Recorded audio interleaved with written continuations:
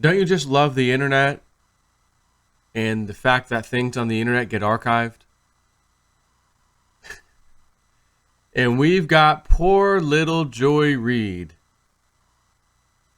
My blog was hacked, and those statements I made against gay people were from hackers. Wasn't me. Really? Well, the Wayback Machine, or the web archive, is calling your bluff. Calling BS, actually. Nope. Our archive data shows that it was like that from the first time we archived it. Oh, you gotta love the internet. The elite, these people, these politicians, they had no idea what the internet was going to become.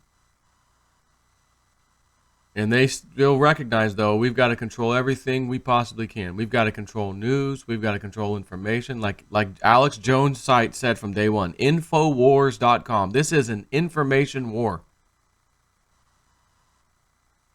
And we're winning. Don't you remember what Hillary Clinton said years ago? We are losing the information war. Let me see if I can find that real quick. Hillary Clinton, we are losing the information. Oh, thanks, Google. You already helped me find it. Ready? War. You know, during the Cold War, we did a great job in getting America's message out. After the Berlin Wall fell, we said, okay, fine, enough of that. You know, we've done it, we're done. And unfortunately, we are paying a big price for it. And our private media cannot fill that gap. In fact, our private media, particularly cultural programming, often works at counter purposes to what we truly are as Americans and what our values are. I remember having an Afghan general tell me that the only thing he thought about Americans is that all the men wrestled and the women walked around in bikinis, because the only TV he ever saw was Baywatch and Worldwide Wrestling. So we are in an information war, and we are losing that war. I'll be very blunt in my assessment. Yes. Oh, yeah.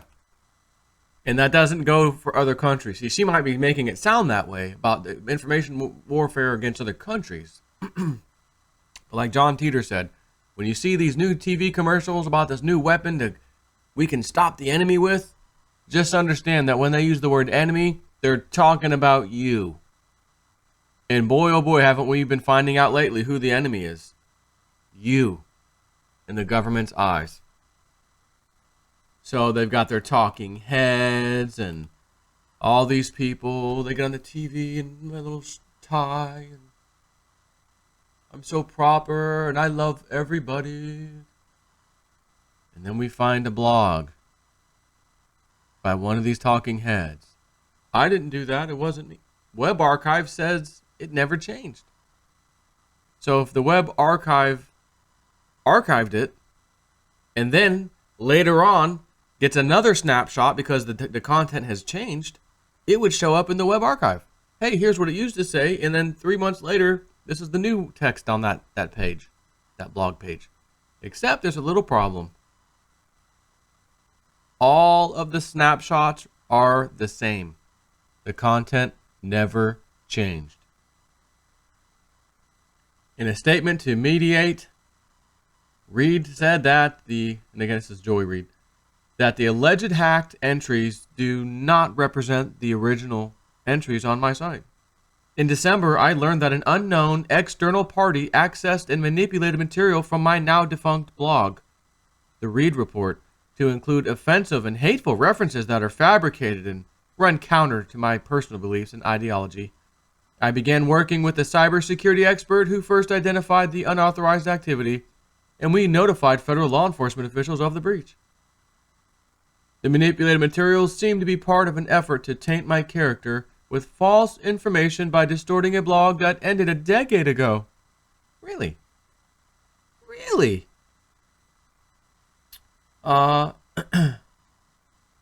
So the Wayback Machine hits back. Responding to Reid's claims that the entries were hacked, the folks over at the Internet Archive Wayback Machine at archive.org responded, claiming they hadn't identified anything to indicate tampering or hacking of the Wayback Machine versions of Reid's blog.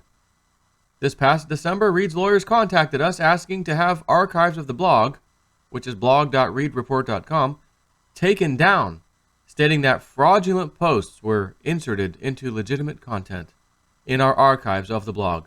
Her attorney stated that they didn't know if the alleged insertion happened on the original site or with our archives. The point at which the manipulation is to have occurred, according to Reid, is still unclear to us. When we reviewed the archives, we found nothing to indicate tampering or hacking of the Wayback Machine versions. At least some of the examples of allegedly fraudulent posts provided to us had been archived at different dates and by different entities, meaning these bad posts were archived by different bots of theirs, if you will, which all showed the same thing. Not that the content was changed to reflect something new and some of them caught it and the other ones caught the old stuff. No. It was all the same. You'd wrote it and it never changed. We let Reid's lawyers know that the information provided was not sufficient for us to verify claims of manipulation. Consequently, and due to Reid's being a journalist, a very high-profile one at that, and the journalistic nature of the blog archives, we declined to take down the archives. We were clear that we would welcome and consider any further information that they could provide us to support their claims. And that leaves Reid with only one option. Hackers must have broken into her website prior to the Internet Archive cataloging it and made dozens of homophobic, bigoted entries which just sat there for years until they were unearthed a decade later. As if you're not going to know on your blog, even though you stopped using it in recent times, it's been there for a very long time. And for these changes to have happened, the changes would have had to have happened years and years and years ago in order for any of this to make sense, even kind of, a little bit. Which means it would have been in front of your face. You would have still been using the blog at that time. And again, even then, the web archive was around. It's been around for a long time, and it hasn't noticed any changes. Unfortunately, we can't check out Reid's old blog posts, as sometime after the story broke last December, Joy Reid had the archive taken down. Well, by adding a robots text file to the website, which tells the Internet Archive to exclude the site. Unfortunately for her, Jamie Maz took copious screenshots to document Reid's comments. Isn't that amazing? Effing liberal. Do as I say, not as I do. Everything's wonderful, everything's peachy, and it's all an effing lie. Always is, always was, always will be. Because that's how the liberal mindset works. It's always a do as I say, not as I do mentality. Always. And then when they get caught with something, deny, deny, deny, deny. I've told you this story before. I've got mainly one real super powerful liberal that we work with. Frank and I know, we know this individual. Super, super, super supportive Democrat. I mean, the guy would run with the American, the Democratic, if it had a flag, he'd run that thing off the edge of the earth. Crashing and burning, Democratic, the DNC destroying itself. Nope, just chugging along. Let's go, people. The kind of guy you'd want on your team, And I remember when Obama put the birth certificate up on the White House website.